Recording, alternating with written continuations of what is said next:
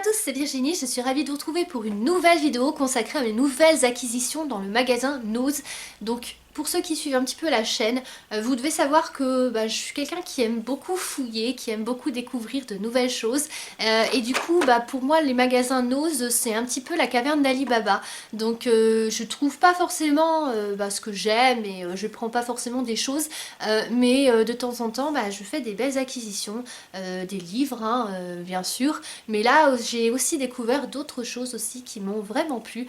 Donc voilà, j'ai hâte de vous présenter tout ça. Moi, en fait, j'ai deux magasins qui sont à peu près à la même distance. Donc du coup, il m'arrive d'aller à l'un comme à l'autre. Il y en a un qui est un peu plus grand que l'autre, donc que je préfère.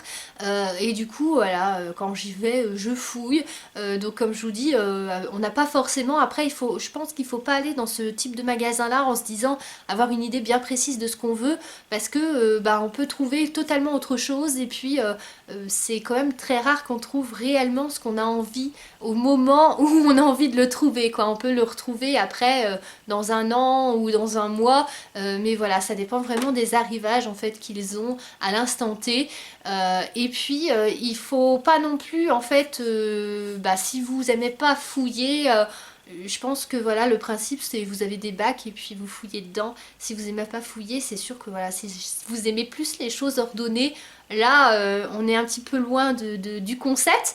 Mais du coup, cette fois j'ai trouvé des super choses totalement différentes et pas chères bien sûr. Alors des fois c'est quand même cher, ça dépend ce que c'est. Parce que forcément vous avez des choses de plus en plus chères aussi, hein. Et puis faut comparer les prix, faut un petit peu regarder. Mais sinon il y a vraiment, vous pouvez faire de très bonnes affaires. Donc du coup moi je me cherchais en fait des petites chaussettes, voilà, toutes simples, un petit peu été on va dire, ou qui vont rapidement dans des baskets, qui s'enfilent rapidement et puis confortables. Donc du coup j'ai trouvé 8 paires de chaussettes en fait comme ça, qui étaient vraiment à tout petit prix aussi. Je sais plus combien je les ai payées, mais franchement c'était... comparé en plus en magasin, c'est vraiment pas grand chose. Donc voilà, j'ai trouvé ça sympa, puis j'étais contente de trouver ça, parce que j'en cherche toujours, donc voilà. Ensuite vous aviez des petits jeux, vous aviez plein de choses hein, cette fois-là. Des petits jeux, j'aime bien parce que ça permet de les emporter si vous partez quelque part ou en vacances ou quoi. Et puis comme j'ai un petit qui va grandir, ça permettra en fait de bonnes soirées de jeux en perspective. Donc vous avez des petits jeux comme ça de poche qui sont très faciles à emporter n'importe où. Même si vous avez des voyages par exemple qui se font en train ou quoi, vous pouvez emporter ça, s'amuser avec. Il suffit d'avoir une tablette, de les poser dessus, parce que franchement donc c'est tout petit. Donc vous avez le jeu des petits chevaux et le jeu de l'oie. Donc ça va se présenter comme ceci, donc avec des petits pions et puis avec là en papier en fait un petit plateau de jeu en fait comme ça. Donc qui se plie et qui tient pas de place du tout. Dans le même style aussi on a ça. Donc ça c'est un petit jeu aussi de morpion par contre. Donc vous avez ici les petits pions. Et puis là, juste le petit plateau qui se déplie comme ça. Et donc c'est le même principe que le morpion avec des ronds et des croix. Vous mettez les petits pions ici et puis vous pouvez jouer donc à deux. Donc c'est sympathique. Ensuite, il y avait des petites gommes que j'ai trouvées vraiment super belles. C'est ma mère en fait qui a trouvé ça, moi je ne les avais pas vues.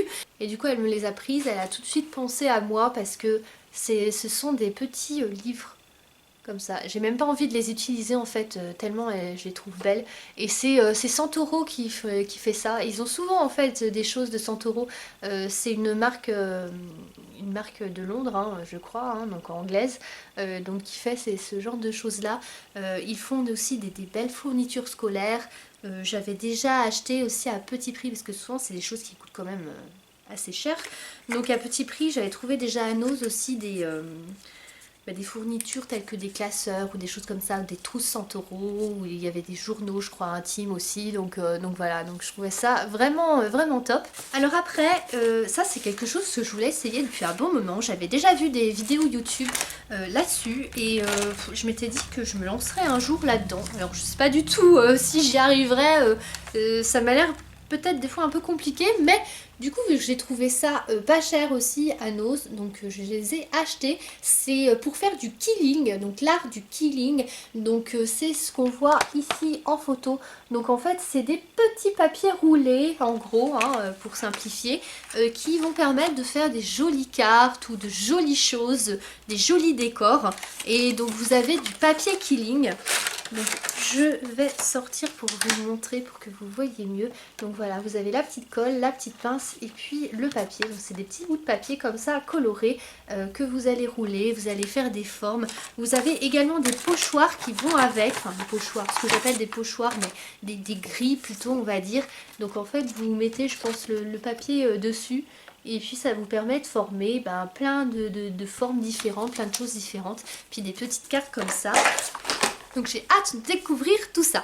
Alors ensuite, j'étais super contente. Moi j'aime beaucoup les Funko Pop, enfin les pop en général. Les Funko Pop j'en ai quelques-uns et franchement ça m'a attiré l'œil. Il y en avait plein. Donc il y en avait beaucoup aussi des mêmes collections.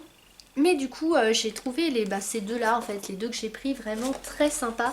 Donc j'ai pris ceux-là. Voilà. C'était à petit prix aussi. Celui-ci m'a coûté, j'ai encore le prix d'ailleurs, 14,99 €. Donc c'est Superman et Lois. Je les trouve super sympas, qui sont en train de voler là, donc super cool. Et puis l'autre, alors celui-là je l'ai trouvé sur Amazon, ils le vendent à près de 40 € et je l'ai eu à 12,99 €. Donc c'est, je sais pas exactement, on dirait un peu tornade, mais je suis pas sûre que ce soit vraiment tornade. Mais en tout cas c'est une X-Men, donc voilà, je trouve ça vraiment, elle est super belle comme ça. Donc voilà. Donc j'étais super contente de trouver ce genre de choses en plus à petit prix. Donc je pense que j'ai fait vraiment une bonne affaire là-dessus. Enfin en tout cas j'en suis très satisfaite. Alors ensuite je vous présente les dernières choses que j'ai dénichées. C'est des petits livres. Donc le premier c'est un livre plutôt pour enfants. Ce sont des points à relier et des mini-jeux. Donc pareil à emporter si vous partez en vacances ou dans le train ou si vous avez des voyages à faire pour amuser plutôt les enfants, parce que du coup là on a plein de choses, on a des jeux, des différences, des points reliés comme ici, vous avez plein de choses en fait colorées. Donc voilà comment ça se présente dedans. Donc voilà, des petits labyrinthes, des petites différences, plein de choses comme ça. Donc j'ai trouvé ça vraiment sympa. Ça coûtait 3 € au lieu de 4,99 €. Bon, à la limite on était presque au prix de vente de base, mais voilà, j'ai trouvé ça sympa. Et ensuite j'ai trouvé 3 livres, donc des livres qui coûtent normalement 11,95 € et que j'ai eu à 2,50 € et 2,99 €. Donc voilà les 3. Donc en fait ce sont des livres, alors je pense pas qu'ils suivent, mais c'est des livres en fait du même auteur, par l'auteur d'Alby Bright. C'est le roman jeunesse acclamé par la presse britannique. Donc je ne connaissais pas du tout, j'ai trouvé les couvertures vraiment très sympas. Au début je me suis demandé si j'allais les prendre ou pas, parce que je trouvais ça, je me suis dit, enfin en tout cas vu le résumé ça va peut-être être un peu trop jeunesse. Mais finalement ça me paraissait vraiment prometteur quand même, donc j'avais vraiment envie de les découvrir. Donc voilà, je vous lis rapidement les résumés.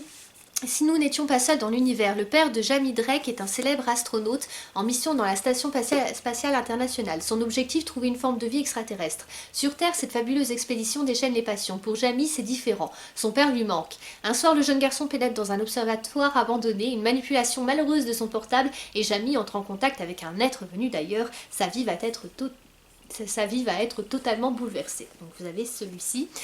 Si nous vivions dans un monde parallèle, le jour de ses 10 ans, Maisie Day, une jeune surdouée, se réveille prise au piège dans une maison vide, entourée par l'obscurité. Maisie réalise qu'elle est coincée, j'ai du mal à lire parce qu'ils ont collé l'étiquette en plein milieu, dans un univers autre que le sien. Que s'est-il passé? Où sont ses parents, sa grande sœur? Maisie se sent seule et abandonnée, personne ne peut l'aider, vraiment personne. Et le dernier, les mondes multiples. On peut découvrir ce qui est possible quand tentant l'impossible. Le monde d'Alby Bright s'écroule quand sa mère, une scientifique de renom, meurt. Alby s'accroche alors à une idée folle, la retrouver dans un monde parallèle. Si d'autres mondes identiques au nôtre existent, il suffit de trouver celui où sa mère vit encore. Alby va tout mettre en œuvre pour explorer les mondes multiples. Donc voilà, ça m'a l'air sympa. Parfois, il m'arrive de lire des choses un petit peu jeunesse, donc on va voir. J'espère que ça sera pas trop jeunesse, mais du coup, j'ai hâte de découvrir ça. C'est écrit assez gros, là, je pense que ça se lit assez facilement, donc voilà. Donc voilà, c'était la fin de cette vidéo. J'espère qu'elle vous aura plu. Vous aurez aimé découvrir justement toutes mes découvertes à Noz. C'est un magasin, comme je vous le disais, que j'aime bien visiter de temps en temps et puis fouiller. On ne sait jamais trop ce qu'on va trouver, mais voilà, c'est la surprise toujours. Donc là, je pense qu'il y a des belles surprises, des belles découvertes. Donc voilà, bientôt il y aura d'autres vidéos encore. Donc certainement une où je présenterai des vêtements, d'autres encore avec des livres parce que j'ai eu d'autres belles acquisitions, donc voilà, j'ai hâte de vous présenter tout ça. N'oubliez pas de vous abonner pour suivre les prochains contenus sur la chaîne et puis à bientôt pour d'autres vidéos. Salut à tous. Never really know what's going on. Look at me sometimes.